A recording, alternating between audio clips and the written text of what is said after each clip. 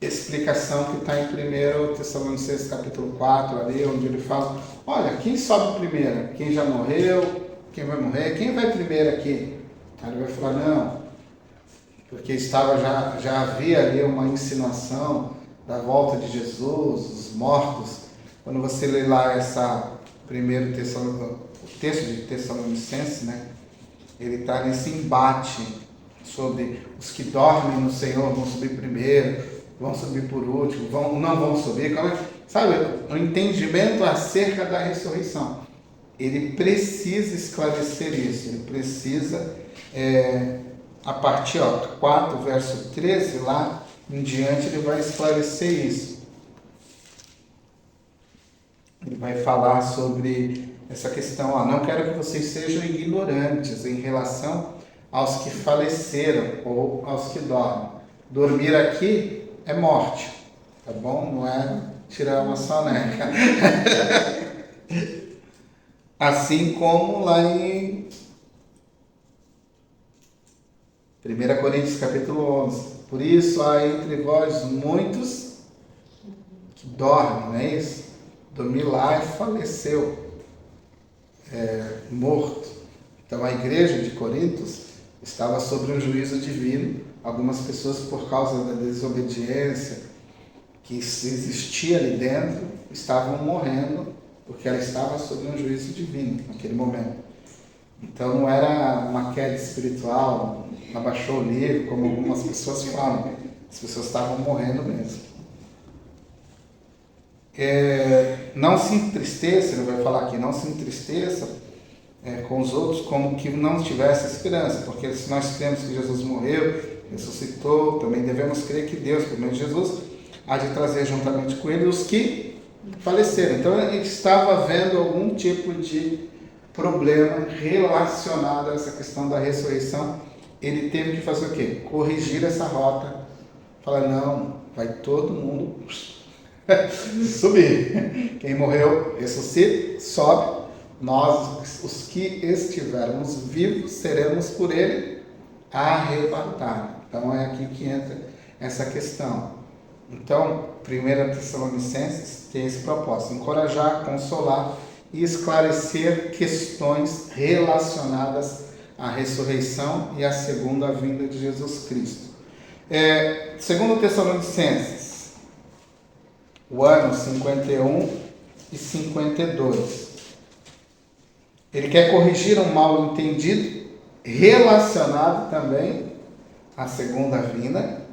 Ele quer continuar encorajando os crentes e incentivar que eles continuem trabalhando enquanto aguardam o retorno de Jesus. Então veja, ele precisou escrever novamente e tocar em pontos semelhantes ao da primeira. Então era uma coisa que parece que em primeira mão não ficou tão bem resolvida. Ele teve que novamente explicar este trecho, tá bom? Então, segundo Tessalonicenses, uma carta bem curtinha, 3 capítulos aí para você depois ler, e ela vai falar sobre esse tema novamente, tá? 1 Coríntios. 1 Coríntios, ela está possivelmente sendo escrita entre 53 a 54. Todas as cartas, talvez, estejam sendo, assim, se a gente for fechar a cronologia, elas estejam sendo compostas em um período mínimo de 20 a 25 anos.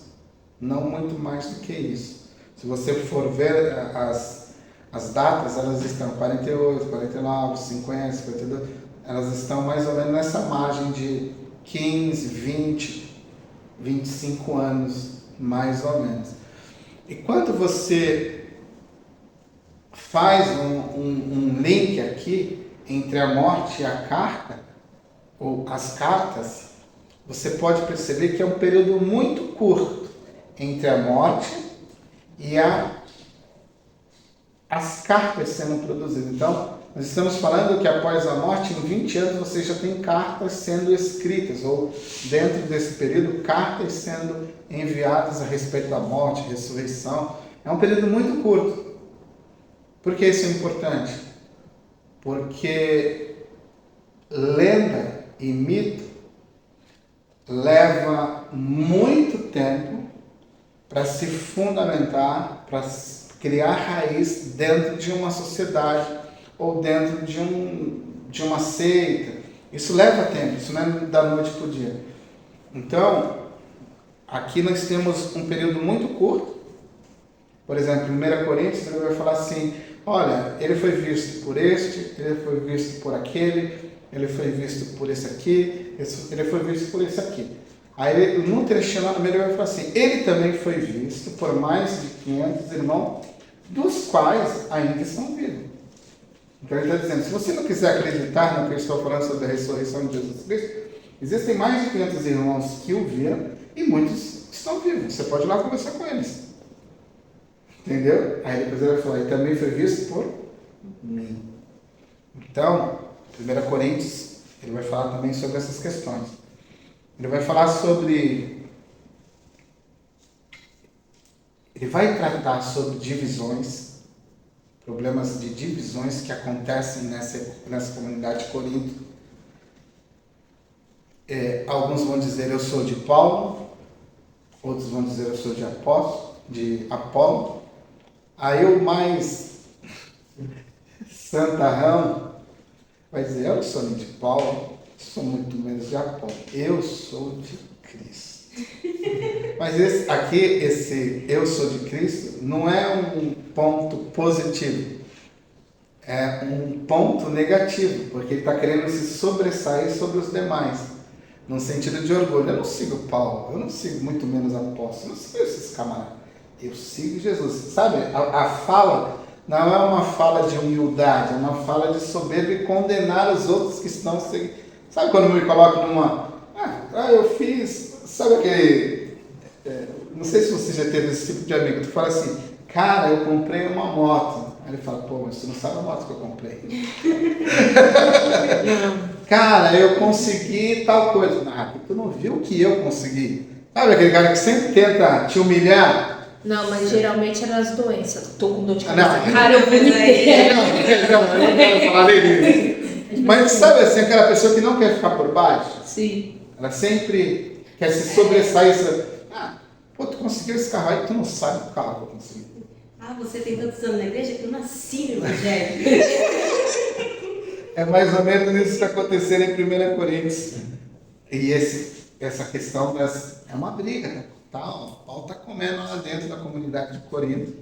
E você tem as facções dentro do corpo de Cristo. Por isso que ele vai falar sobre a unidade do corpo, ele vai corrigir essa roda, ele vai falar sobre problemas de moralidades, né? O filho dormindo com a esposa do pai, e várias outras coisas, sacrifício a ídolos, carnes sacrificadas, esse tipo de coisa. Várias coisas estão acontecendo aqui dentro. Ele precisa responder, por exemplo, a primeira epístola de Coríntios é como se fosse, a gente não tem a carta que foi, a gente tem a resposta que veio. Então parece, segundo os especialistas, que enviaram para Paulo carta, ou alguém chegou diante de Paulo e falou, olha, estão perguntando como se resolve isso. Casamento, idolatria. Então ele vai respondendo tudo isso. Dons, como é que a gente se comporta em relação aos dons? Como é que a gente se comporta em relacionamento, como lidar com o julgamento entre questões entre irmãos? Como é que, tem um caso lá de incesto, lá, uma coisa lá esquisita ali da comunidade. Como é que julga isso? Como é que lida com isso? Aí Paulo agora vai fazer o que? Vai responder tudo isso. Então, 1 Coríntios é trabalhar questões relacionadas às divisões, relacionadas também a princípios de moralidades e também questões de dúvidas. Casamento, idolatria, dons espirituais e ressurreição lá no final. Havia algumas pessoas que não acreditavam mais nessa questão da ressurreição. Aí Paulo vai falar, olha, se não há ressurreição, é em vão crer em Jesus Cristo. Não precisamos dele para nada. Aí ele vai corrigir também essa rota. Opa, precisamos sim. Porque ele ressuscitou, então. 2 Coríntios, ano 55 ou 56. O que 2 Coríntios significa? Qual é o propósito? Defesa do seu apostolado. É reconciliar-se com a igreja de Corinto e encorajar a generosidade. Então, Paulo vai defender o seu apostolado, porque dentro da comunidade de Corinto, um grupo de falsos apóstolos se infiltrou.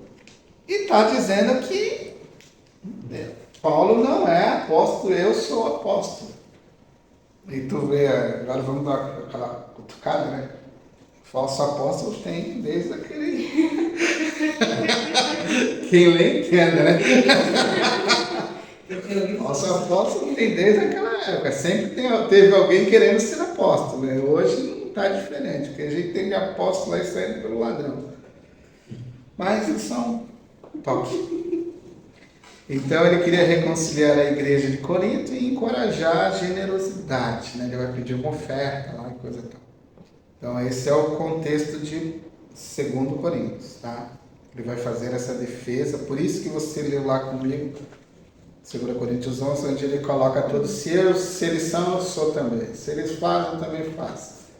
Aí agora quero ver se eles encaram isso aqui.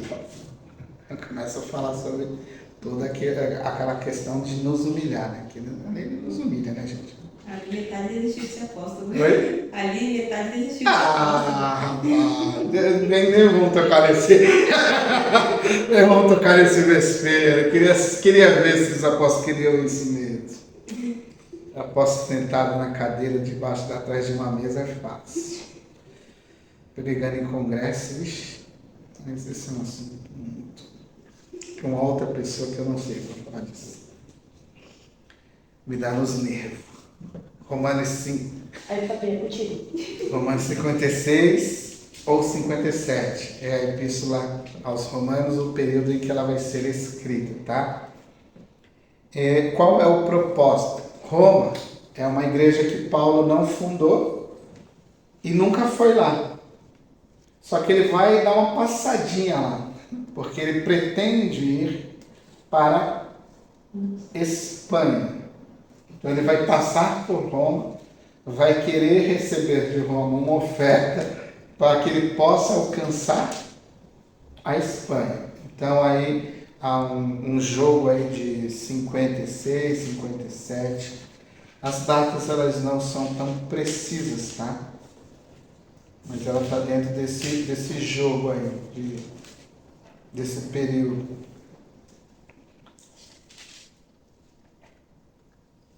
Então nós estamos falando de 57, 58, mais ou menos ali.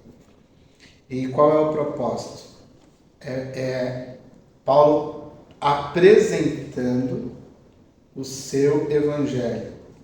O que ele entendeu como evangelho? Aí ele vai expor isso para a comunidade em Roma, que ele não fundou e que ele também nunca pisou lá. Só que agora ele vai passar lá. Então parece que ele já enviou de antemão uma carta para esses homens, para essa comunidade. E esta talvez seja uma das cartas mais importantes para a fé cristã como um todo. Se nós pudéssemos eleger entre os escritos de Paulo, por importância, tá? Por importância teológica, por importância ao esclarecer o que é o cristianismo na sua essência, Romanos seria, assim, o topo, ou seria colocada no topo. Se você não tivesse qualquer outro escrito, tivesse Romanos, você saberia o que é o Evangelho. Porque Romanos explica isso. O que é a fé em Jesus, o que é a receber Jesus. Romanos é importantíssimo. E não é sistemático. Isso ele está, o meu Evangelho é isso aqui, ó. Parece que ele escuta que há uma divergência na igreja de Roma, há um embate lá. Quando você faz uma investigação, há uma luta lá entre essa igreja, tem uma mescla de judeus convertidos e não judeus convertidos. Então é gentios e judeus no mesmo ambiente. E eles vão ter uma briga lá tão grande, assim, talvez quem é o melhor. E Paulo fala. Não sei se é nesse Romanos que eles falam que tem que se circuncidar primeiro para depois ir para o cristianismo, tinha que fazer uma... Assim, há uma série de coisas aqui dentro. É questão de comida, é questão de eu sou o cara. O Paulo vai fazer essa correção.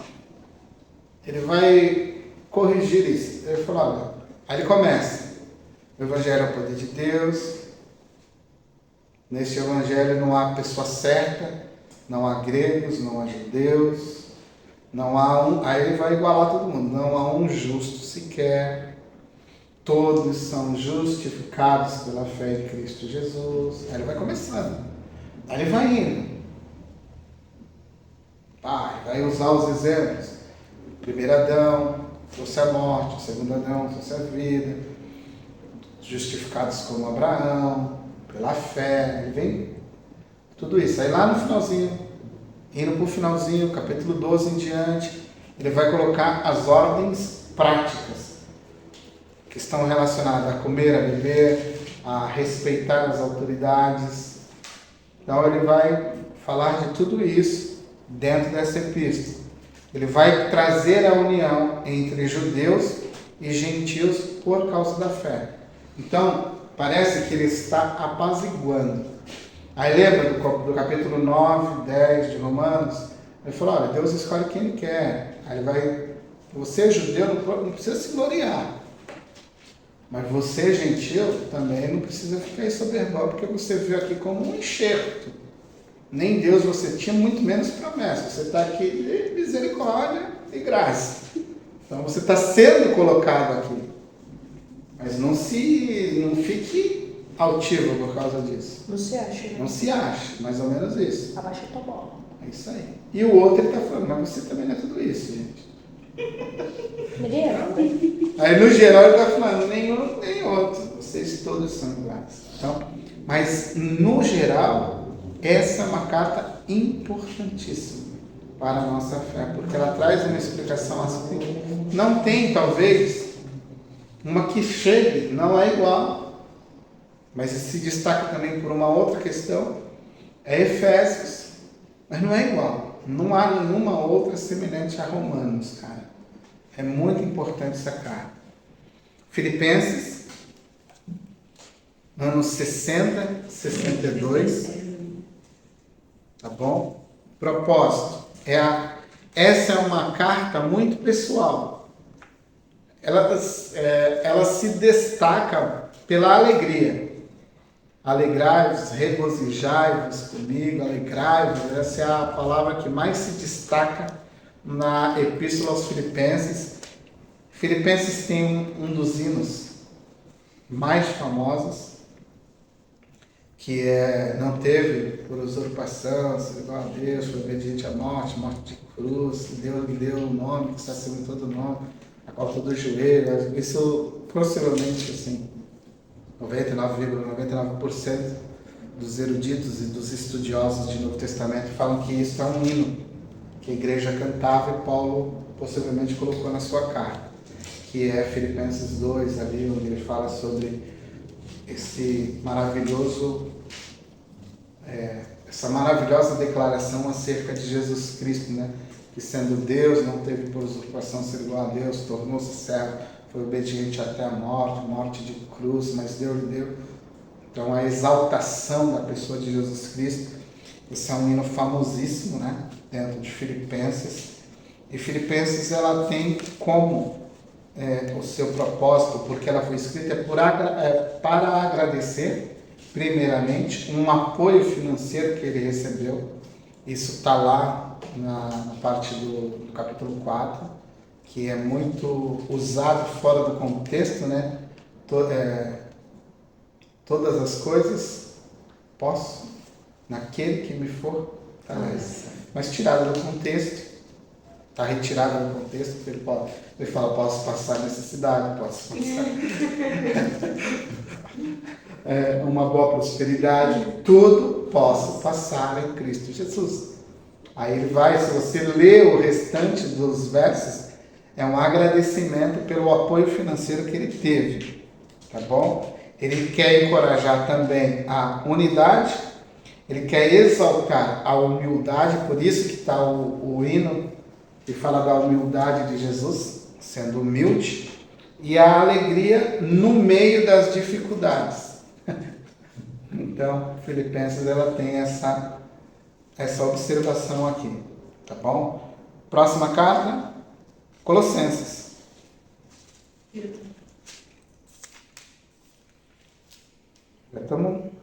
Falta mais umas cartinhas. Ano, possivelmente 60, 62, não se sabe ao certo, tá bom? Efésios isso vai se destacar. Essa, para mim, é a carta do meu coração. Efésios é a carta do meu coração, a carta que eu sou apaixonado, é a carta de Efésios. Ela destaca a unidade e a paz que Cristo trouxe para a sua igreja. E ela instrui a vida, ou nos instrui na vida prática e ética daquilo que somos em Cristo Jesus. Então, Efésios, ela se divide em duas partes. A primeira parte é uma leitura a partir de uma exposição profunda e teológica de Paulo. Paulo fazendo teologia. Ele explica a profundidade desse evangelho antes da fundação do mundo.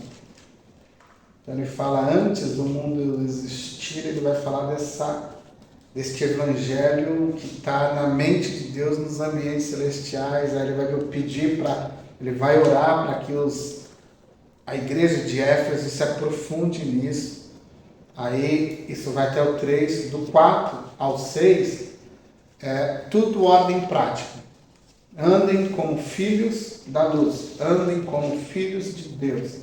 Ele vai explicar todo o nosso ambiente de comportamento e no final, guerra espiritual, batalha espiritual. Como se comportar diante da batalha espiritual.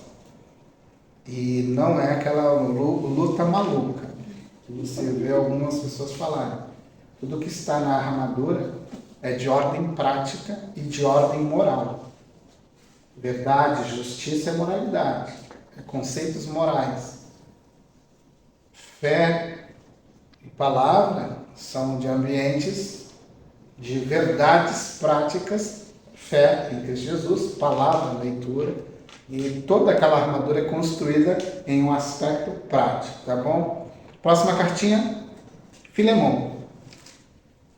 Aqui talvez eu comece agora com as cartas, a partir de Efésios, né? Mas Em diante. Colossenses vem junto com Efésios? Colossenses. Eu vou falar agora. Tá. Mas existe uma grande possibilidade de Colossenses estar ligado a Filemão. E não a Efésios. Mas Colossenses está ali no ano de 60 a 62. Qual é o propósito? Por que Paulo escreve Colossenses? Ele quer colocar Cristo como aquele que é suficiente para todas as coisas e ele quer destruir uma heresia que entra dentro desta igreja em Colossos. Ali os caras estão adorando a um culto aos anjos e Cristo já não está sendo mais alguém suficiente para a fé. Então, Colossenses é essa convocação a fazer de Cristo a sua suficiência em todos os ambientes. tem uma parte famosíssima deste trecho de Colossenses, que é pensar nas coisas que são do alto. Então, esse é um texto onde Paulo vai corrigir, vai combater uma heresia, vai combater falsos ensinos que vão, de alguma forma, ameaçar a supremacia de Jesus Cristo.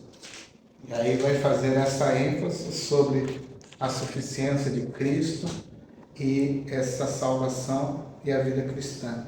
Aí você tem também uma das maiores declarações, né, em Colossenses, que é a beleza do Cristo. Ele é a imagem de Deus. Ele vai colocando lá capítulo 1, verso 15, se não me falha a memória, em diante. Ele é a imagem do Deus invisível, primogênito sobre toda a criação. Esse é um verso famosíssimo também, ou aquele verso famoso, ele nos tirou do império das trevas, nos trouxe para o império do seu Filho, o império da luz, nos colocou nele, né? Ou aquele outro que também é famosíssimo, Cristo em vós é a razão, a esperança da glória de Deus, acho que é 1:27.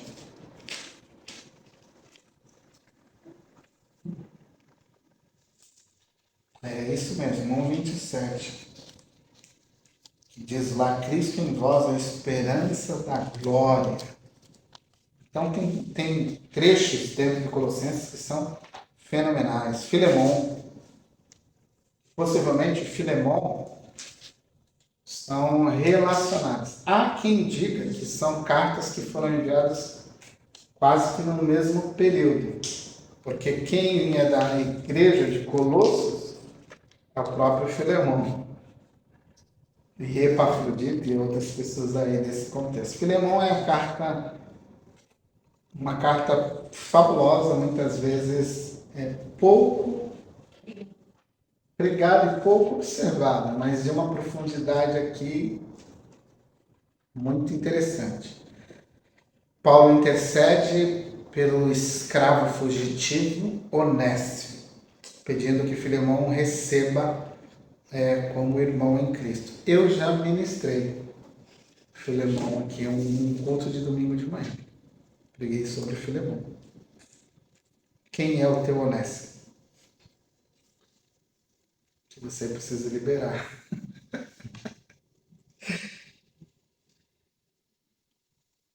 Próxima carta, Tito. 62 ou 64.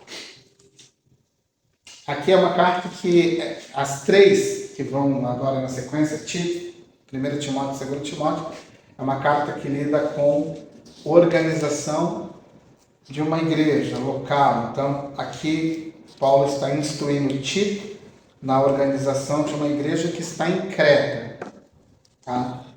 Ele quer encorajar a sã doutrina e as boas obras. Então, ele vai dar uma instrução a Tito, um companheiro dele, que está tomando conta dessa igreja que está na região de Creta. Depois, eu tenho 1 Timóteo, o ano 62 e 64, que também é uma orientação. Quantos já escutaram um trabalho chamado Amado Timóteo? Já escutaram esse? É uma mescla de exposição da carta de Timóteo com louvor. Um trabalho diferente que o cara fez. Se vocês puderem escutar, está no Spotify, Amado Timóteo. Tu já falou. Vou colocar no grupo uma vez. Já? Foi ele que falou pra gente até. Escutem esse Que a gente até entrou esse trecho. no Timóteo Batista lá. Esse trabalho é espetacular. Ele fala muito sobre... Ele vai trabalhar a carta de 1 Timóteo sobre essa orientação que Paulo fala. Ele fala da responsabilidade e do peso de seguir o Evangelho. Né? Como seguir esse Evangelho. Então, e como esse Evangelho vai trazer sofrimento para você. Então ele fala, você vai querer isso mesmo, Timóteo? Olha, mas é muito, assim, você se desfaz em lágrimas. Pelo menos eu me desfaço, sempre que eu escuto. Foi isso que você falou. Orientar Timóteo na liderança da igreja em Éfeso. Abordar a organização da igreja, a qualificação dos líderes e combater falsas doutrinas. Então ele vai trabalhar organização, qualificação e combate a falsas doutrinas. Segundo Timóteo, é encorajar Timóteo a perseverar na fé diante das perseguições. Essa possivelmente seja a última, talvez, ninguém ao certo sabe, mas possivelmente essa seria a última carta do apóstolo Paulo, já na sua velhice, quando ele fala, olha, eu já estou velho, eu já estou sendo entregue como um sacrifício a Deus.